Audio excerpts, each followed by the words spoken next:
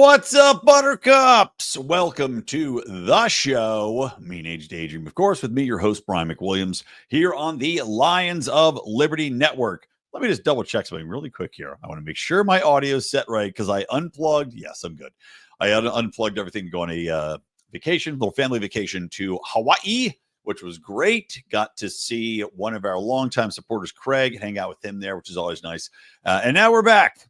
And I look more tired now than when I left because we had a red-eye flight back on Monday night, which I am a tall man, and unless I have a lay-down bed, which is nice in first class, but we did not have that this time on the way back, I can't sleep a wink.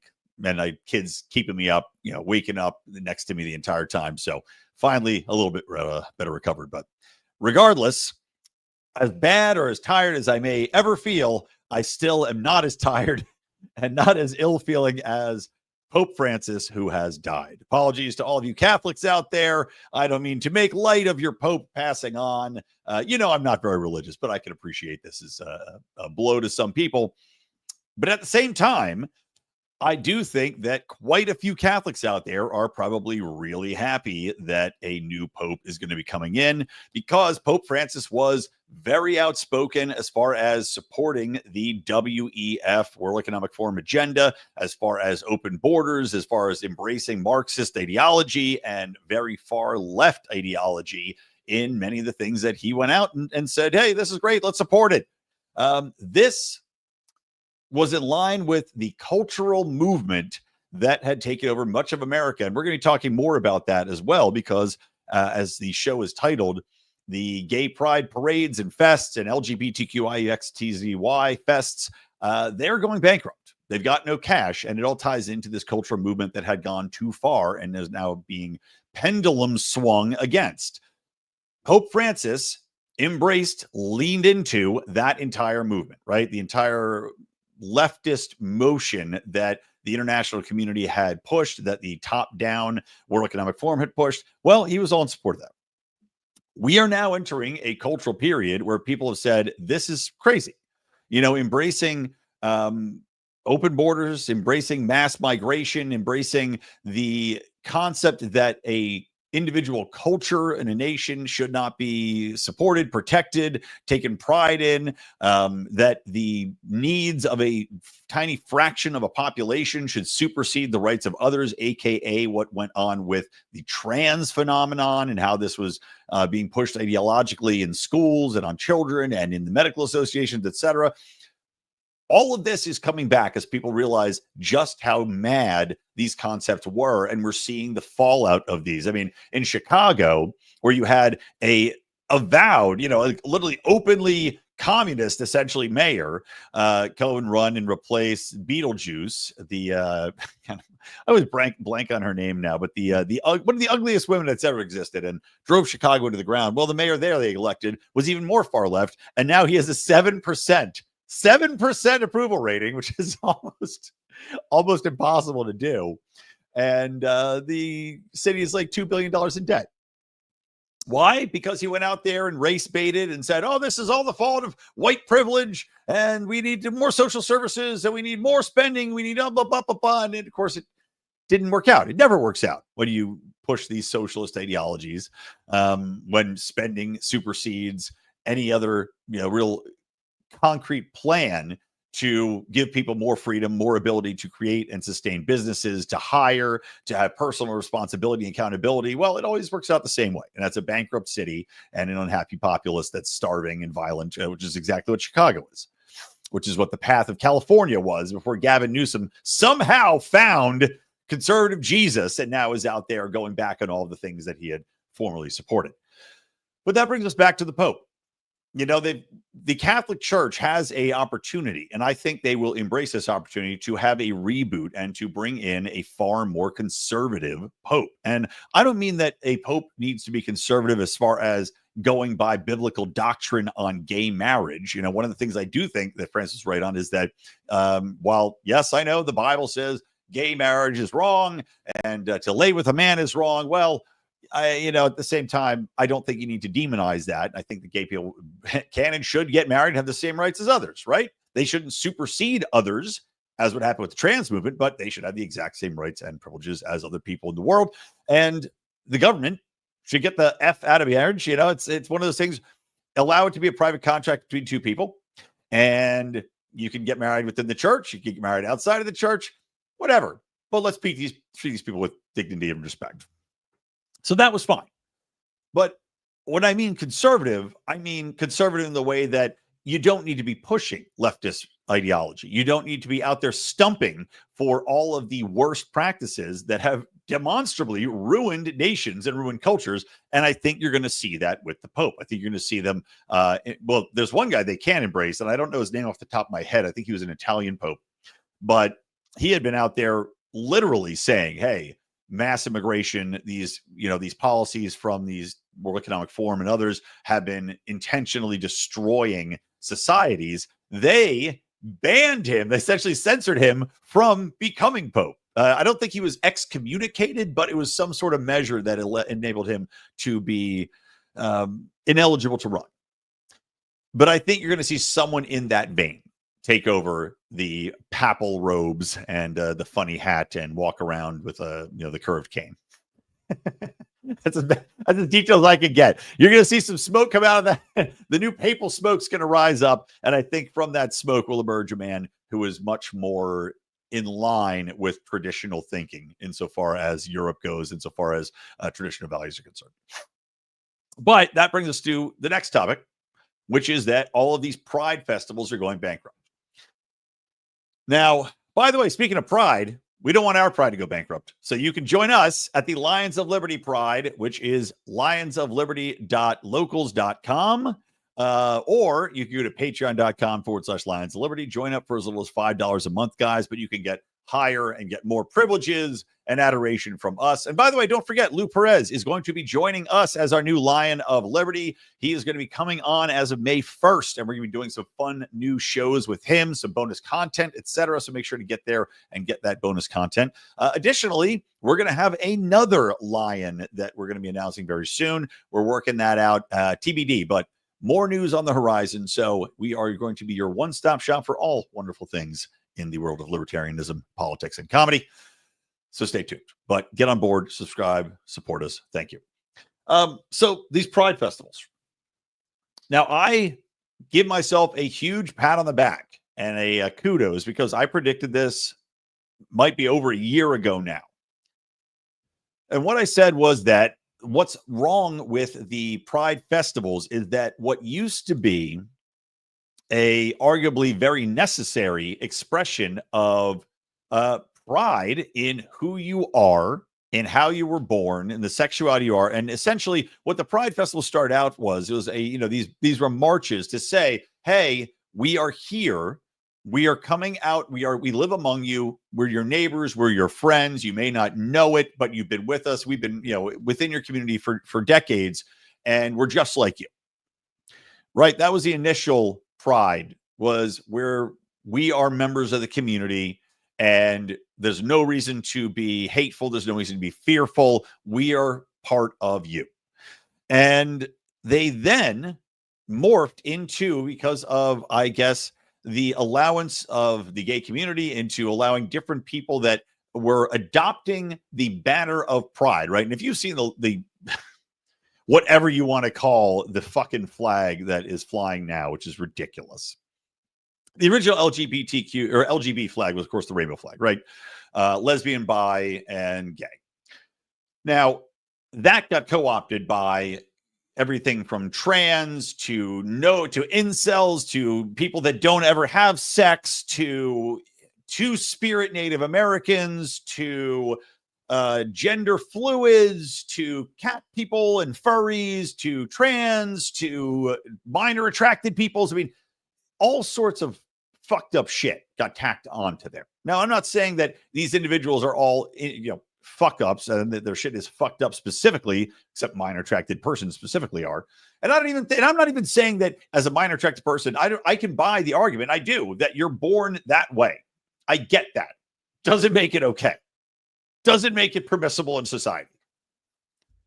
But to allow all of these different, not only outside fetishes, some could argue, because look, if we're being completely honest and studies and research back this up, a lot of trans, quote unquote, trans people is based in the sexual arousal you feel by dressing up as a woman if you're a man, right?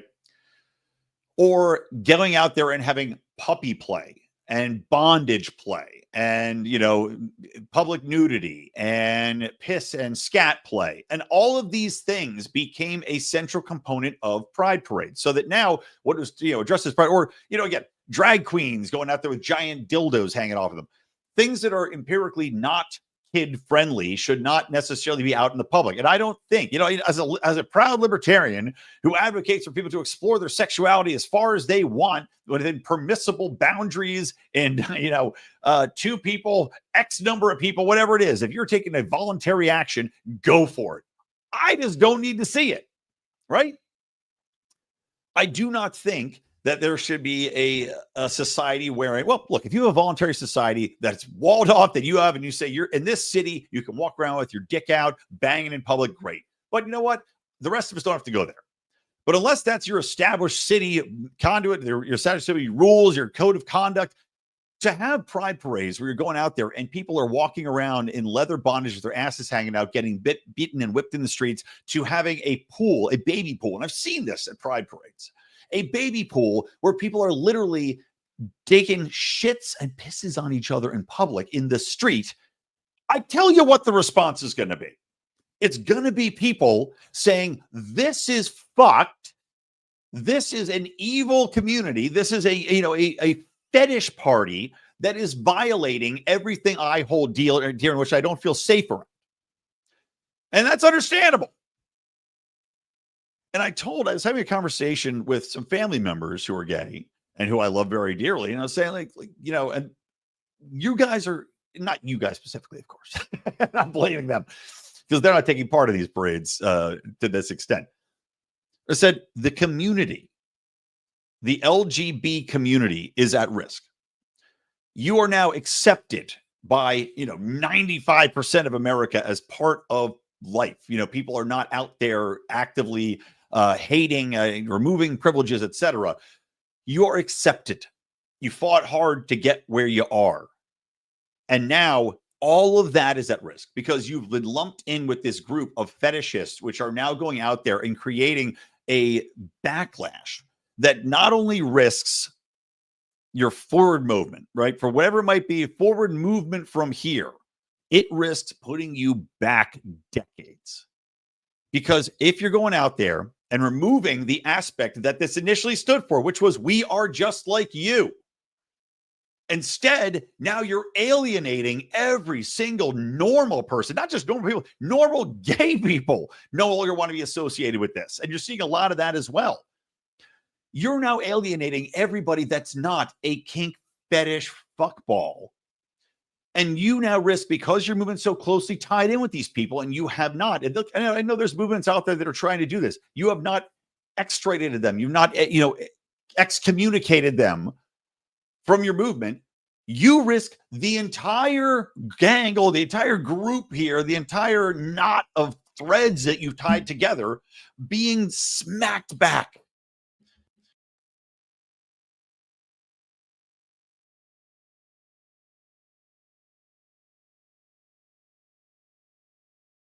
Don't know why my mic just shut off there. That was annoying. Okay, I'll go back. And that's the danger. And you're seeing that play out now because that pendulum we were talking about earlier has swung back. And now all of these pride events, which used to rely on individual donors. And by the way, this speaks to the broader progressive community and what happens with these things.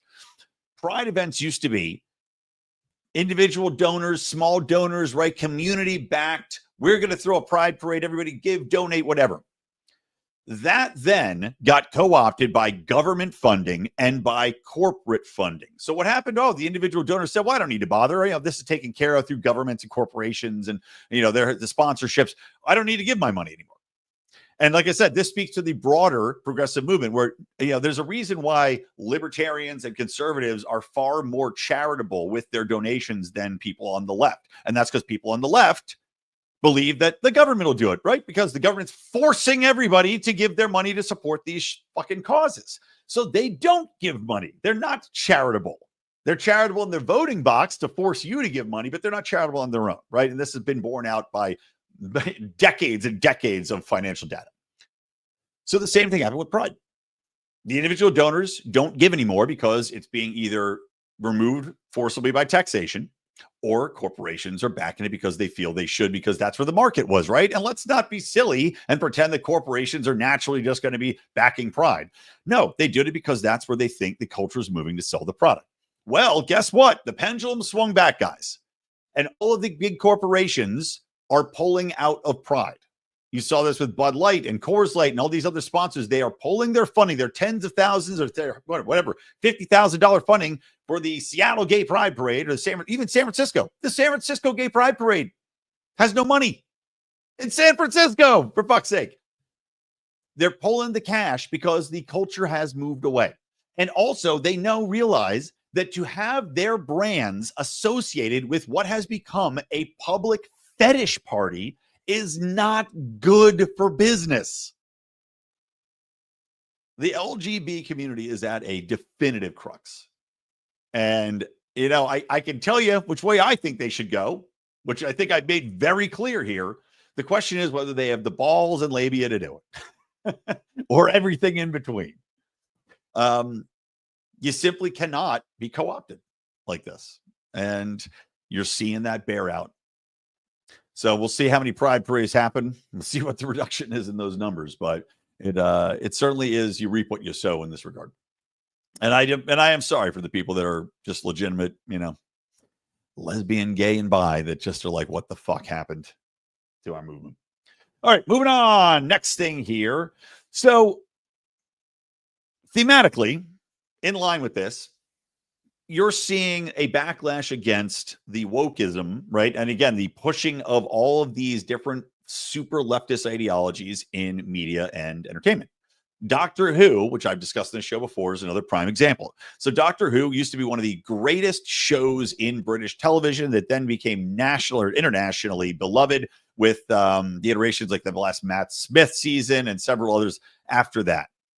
They then, because you had to do it, right? Because we're, fuck the patriarchy and screw every white male. And Doctor Who is traditionally white male.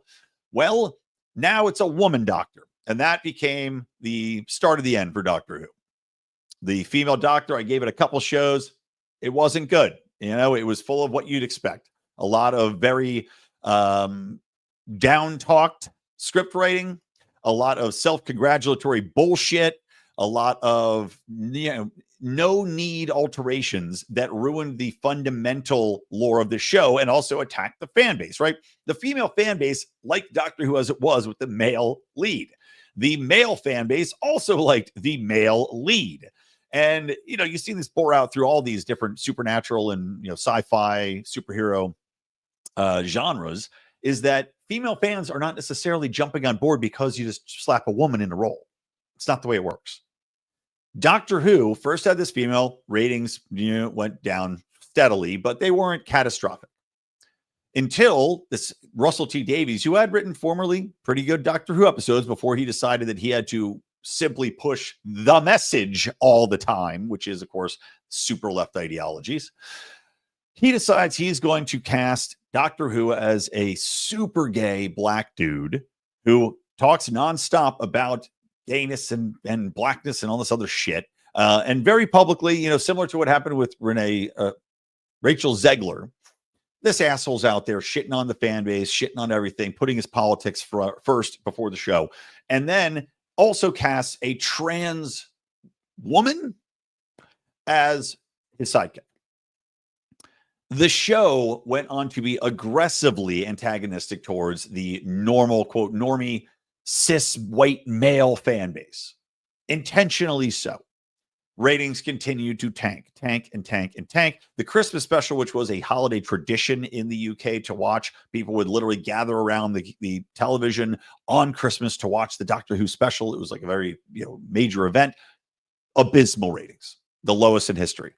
Then this new season comes out, season 2, with again, Nagudi, something that, like, his name is a difficult to pronounce African last name, but this gay black Doctor Who again, and then his trans sidekick, and Russell T Davies, the showrunner currently, out there aggressively antagonizing the fan base again, basically saying like, screw them. We're building a new fan base and fuck the old fan base. Well, the last episode that came out had the lowest ratings in the history of Doctor Who, like 1.5 million overnight, which is terrible. And let's not neglect to mention that Disney is also involved in this. So no surprise there. Anything Disney touches instantly becomes poison. They slowly seem to be raiding the ship, but we're going to talk about how it's still fucked up with Andor. So it's the lowest ratings ever now. And what's been fascinating is that after the last season and the massive backlash that came from the fan base and really from every thinking person that wasn't this ultra woke leftist, that the people at the BBC that are running this, instead of firing the showrunner or demanding changes and demanding it be more approachable for a wide audience, which is what you want for television. I hate to break it to these fucking people that are in charge of all our entertainment and media right now. You want a broad audience show. Instead of doing that, they ride it back with an even more intentional fuck you to the fans. There was a hashtag RIP Doctor Who that was trending on Twitter because of all this. The asshole showrunner wrote it into the show. He made it part of the show in the last episode that had the lowest ratings ever as a literal middle finger to the audience, to all of the people that were saying, please stop ruining a show that we love. He put RAP Doctor Who in there as a fuck you. These people hate their audience. They hate the fans. They hate anybody that is not ultra woke so much they are willing to kill this show. Kill one of the most beloved shows in the history of television. One of the longest running shows in the history. It's been on for 5 fucking decades in the history of television. These fucking cocksuckers are willing to destroy it rather than say, you know what? People don't want this crap we're selling. They don't believe it. It's a failed proposition. It's been rejected by the culture. It's been rejected by people. They will not ever admit they were wrong. They would rather throw the baby out with the bathwater. And you're seeing that play out with Doctor Who. Now, on the same note, Andor, which I heard was a decent show. And look, Rogue One, which I don't know if it's the same guy, Tony Gillis. What's his name? Tony Gillis? Tony Gilroy, sorry, is the show creator for Andor. I don't know if he created Rogue One or wrote Rogue One. Rogue One was the last good Star Wars movie made. Standalone, fantastic film. This guy, Tony Gilroy, has made Andor, which the first series, like I said, was supposedly non-woke, even though I'd read from sources that it was a broad anti-Trump series, but I'd heard from other people in the movement, libertarians, that said, no, it's actually pretty good. I've not watched it, not out of hatred. I just haven't had time. I haven't watched White Lotus either. I want to watch White Lotus. I'm fucking too tired of the 2 little damn kids. So Andor season 2 comes out on Disney Plus. This is a Star Wars universe franchise on Disney Plus. And what happens in episode 3 of the new season? The Empire goes in and raids a town and has a violent rape scene. Yes, a Star Wars show in Disney Plus has a violent rape scene where an Imperial officer tries to rape some chick. I presume she's a main character in the show. I don't know. The Hollywood Reporter had a headline today, which I remarked on, which was, "We are all the product of rape," says showrunner after latest backlash against violent rape scene in Andor. To which I responded, how to tank your show in one quick and easy step. Because that's what this fucker just did. Andor is, again, a component of the Star Wars universe. Star Wars, while I'm sure some people would say, let's explore darker areas of Star Wars. Star Wars is a brand that is created for children. That's what it is. The toys from Star Wars made Star Wars as a brand, period, flat out. These fucking idiots putting rape scenes in there so they can be self-congratulatory as how proud they are to speak out against topics that are so vitally of interest to our culture. They need to go. So Here's the THR's context for this quote. We are all a product of rape. This is from the article. Yet even by Andor standards, a scene from the second season is leaving fans shocked. An Imperial officer tries to violently rape a rebel fugitive Bix Caleen. That's a fucking terrible name. Bix Caleen. God damn. Next time have Grok make up your fucking sci-fi names, Toady Gilroy. Bix Caleen, who is hiding out in a farming settlement while Imperial troops are rounding up, quote, undocumented citizens. Wank, wank, wank, wank, wank, wank. Let's wank ourselves off on the immigration issue because fuck knows we need more political commentary on our shows that we watch to escape.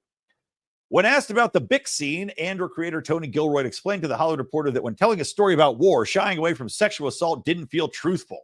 Quote, I get one shot to tell everything I know or can discover or that I've learned about revolution, about battles, with as many incidents and as many colors as I can get in there without having the story tip over. I mean, let's be honest, man. The history of civilization, there's a huge arterial component of it that's rape. All of us who are here, we are all the product of rape. We're all the product of rape. Now, look, I'm not saying there's not a lot of truth to that. I'm saying it doesn't fucking belong in a Star Wars movie on Disney Plus. So not to touch it on it in some way, it was just organic. Yeah, it's real organic to have a whole thing about undocumented immigrants and rape in your Star Wars series. Coming about a power trip for this guy. I was trying to make a path for Bix that would ultimately lead to clarity, but a difficult path to get back to clarity. Yeah, you're back to clarity is right, man. You're confusing the shit out of me. This is the symptom of the disease of wokeism. Andor already, despite critical acclaim, did not have great ratings. Andor, as of late, and I checked, I said, okay, let me see what these ratings are, is not doing well. It's a failure. Daredevil, which we had reviewed for the first episode podcast, which you should all be subscribing to and watching. Daredevil, which is another Marvel series, was so awful, so boring, so stupid, so woke that all of us gave it an F. I think, or maybe a D. I think Don gave it a D. It doesn't even chart. The ratings are so low. Disney can't stop itself from creating woke shit. As you know, and I heard that they had cleaned house. Well, I guess because Andor was somewhat okay the first season, they didn't clean house with this guy. And now you've got quotes like, we are all the product of rape. I can assure you this is going to lose them a hell of a lot of viewers. Nobody wants to see a Star Wars show where chicks are getting raped. I'm sorry, they don't. They just don't. To put this in there is so stupid. It's so, midwit, quasi-intellectual.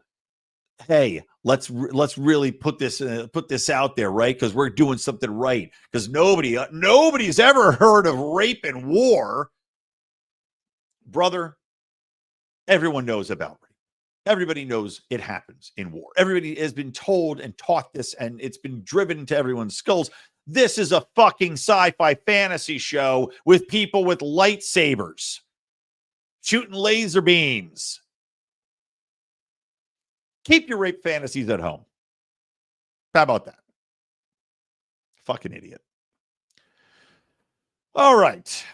Last couple things real quick. RFK, he got in some trouble because he said he wanted to find out what was the cause of autism and why so much autism was out there and, try to stop that. And the left, in a paradoxical shift, has decided that autism's super fucking great. Just wonderful. Why should we try to eliminate autism?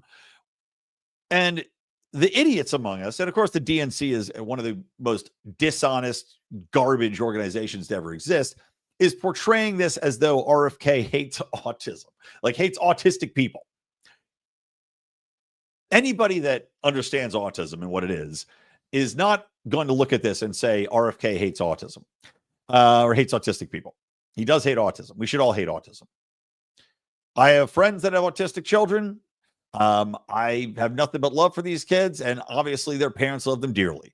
At the same time, while no parent wants to say, okay, I'm going to change who my kid is, no parent wants their child to be born with autism. You're not rooting for it. I mean, maybe if you get lucky with an Elon Musk style autist, but that's not going to happen 99.99% of the time. And the causes of autism should be explored, right? The cause of all these things, like it's just all these illnesses in children, all the, different random afflictions that seem to have been popping up in conjunction with the introduction of these vaccines. And look, whatever you might think about vaccines and links to X, Y, or Z, the evidence is pretty clear that once they started introducing this broad spectrum vaccines, the incidence of child afflictions has gone up, not just autism. And I'm talking about, all sorts of things, diabetes through to different allergic reactions, different, all these different weird, formerly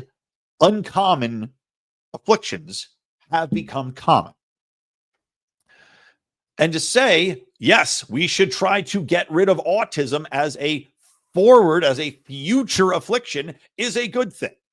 Now, the reaction to this, of course, you had these people that are just haters of RFK or the brainwashed by the DNC saying, oh my God, RFK, I can't believe you'd attack autistic people. He fucking didn't. And the people that are intelligent out there, you've seen a lot of posts like this, and some very, very touching posts from people saying RFK is right. My kid's autistic. Some very prominent people too with autistic children say, look, my kid's autistic, but he's like nonverbal. If I could find a way to make him more verbal, if I could help other people have children that have more functional children, why the fuck would I not want to do that?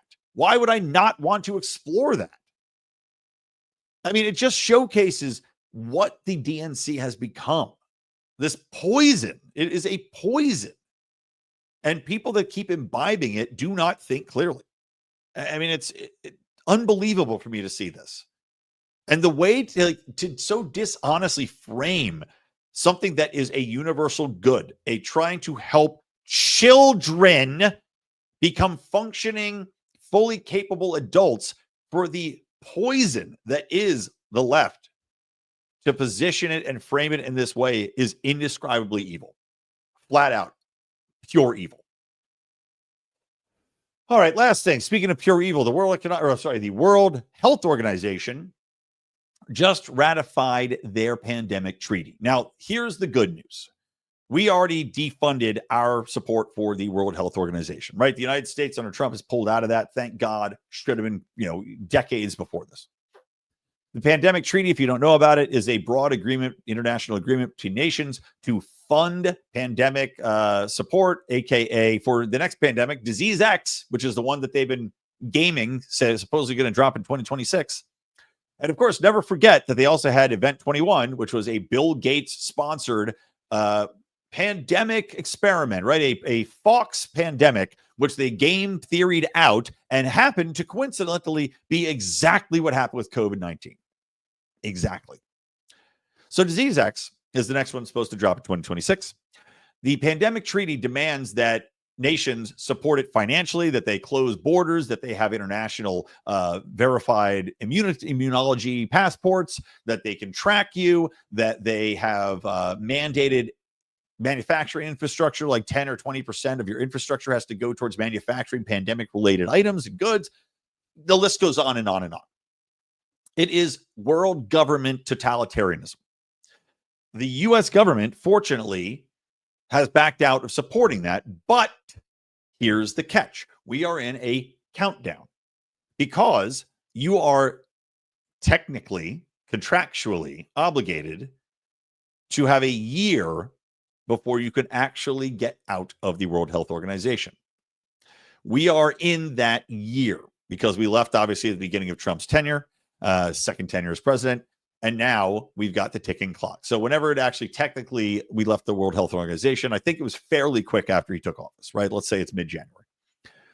We now have until next January until we are formally out. Now, TBD, right? Trump can always just tell them to fuck themselves, F off. We're not going to support this. We're not going along with this psychotic bullshit. Hopefully that's what happens. But in the meantime, no. I'm not going to go down full conspiracy lane and say that they're going to intentionally release this disease and it was a formerly concocted result of COVID-19 style, right? Because as many times it seems to be, I can't say definitively because, look, guys, what sometimes we think of as conspiracy can simply be ineptitude and stupidity. And let's not pretend that governments are not full of complete morons. In fact, the vast majority of governments are full of complete morons. At the same time, these are also self-centered, self-involved, power-hungry sociopaths. So it's also not out of the realm of possibility that quote-unquote disease X could follow the similar path, that they're going to release this thing before the United States is obligated, or while the United States is obligated to maintain its membership in the World Health Organization in order to force us to be complicit in this pandemic treaty. So, something to think about. Keep your watches on. TikTok, everybody. All right, that's it. Speaking of TikTok, we should start posting shit. We got to get our TikTok going. We got Lou Perez joining the show. It's going to be all sorts of fun stuff coming. All right, guys, from me, Brian McWilliams, from the Lions of Liberty Network, and from Mean Age Daydream, keep those electric eyes on me, babe, and keep that ray gun to my head. I will see you.